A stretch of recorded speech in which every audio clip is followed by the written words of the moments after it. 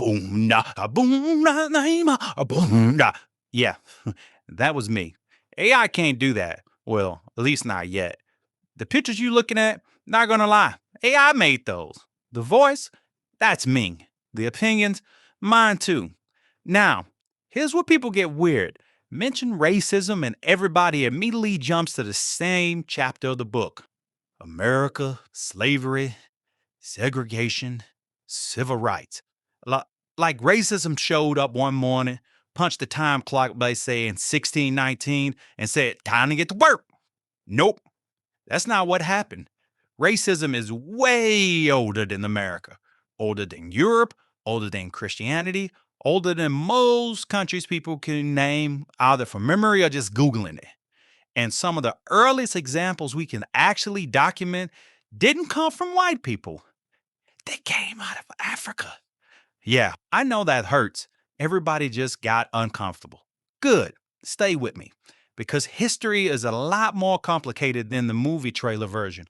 The first thing we got to separate is tribalism from racism.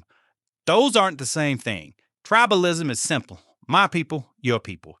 Humans have been doing that since somebody first figured out, how do I throw a rock? Racism is different. Racism is when the argument stops being, I don't like your group, and becomes, your group is naturally beneath mine. Not because of what you did, because of who you are, your blood, your appearance, your birth. And once a society starts writing that idea into institutions, laws, religion, culture, that's not a grudge anymore. That's a system. So, how far does that go? Further than most people want to look. Ancient Egypt, about 4,000 years ago.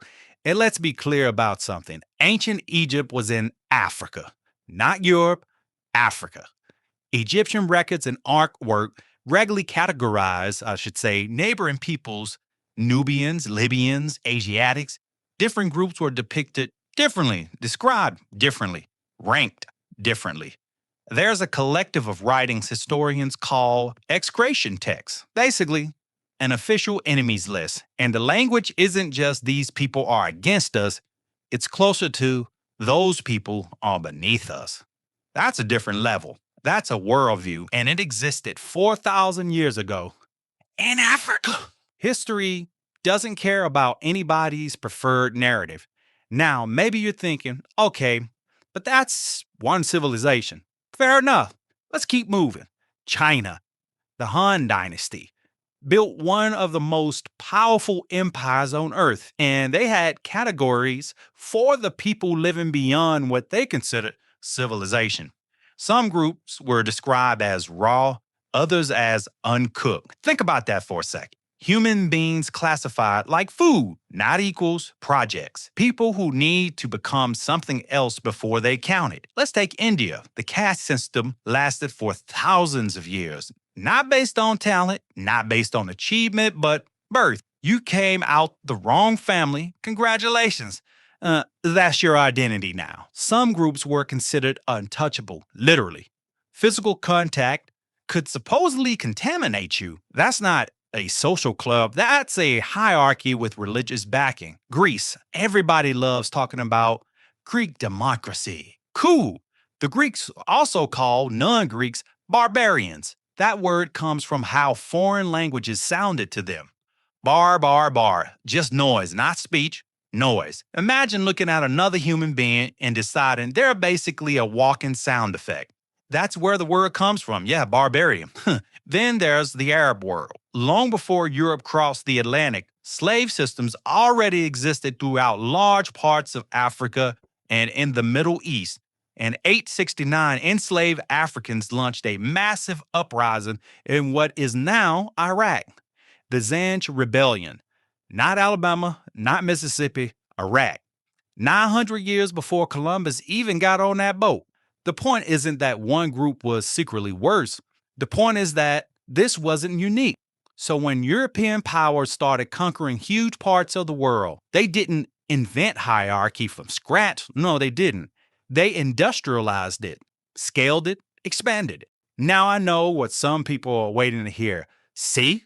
Everybody did it, so nobody's responsible. Nope. That's not what I said. Other people are waiting for me to crown one civilization the heavyweight champion of evil. Not saying that either. What history showed us is something a lot less satisfying. Human beings have always been tempted to rank other human beings. We've been finding excuses forever: language, tribe, religion, ethnicity, skin color, nationality, whatever was available. The excuses changes. The impulse stays the same. That don't make it acceptable. It just means nobody gets to pretend they're uniquely innocent or uniquely guilty.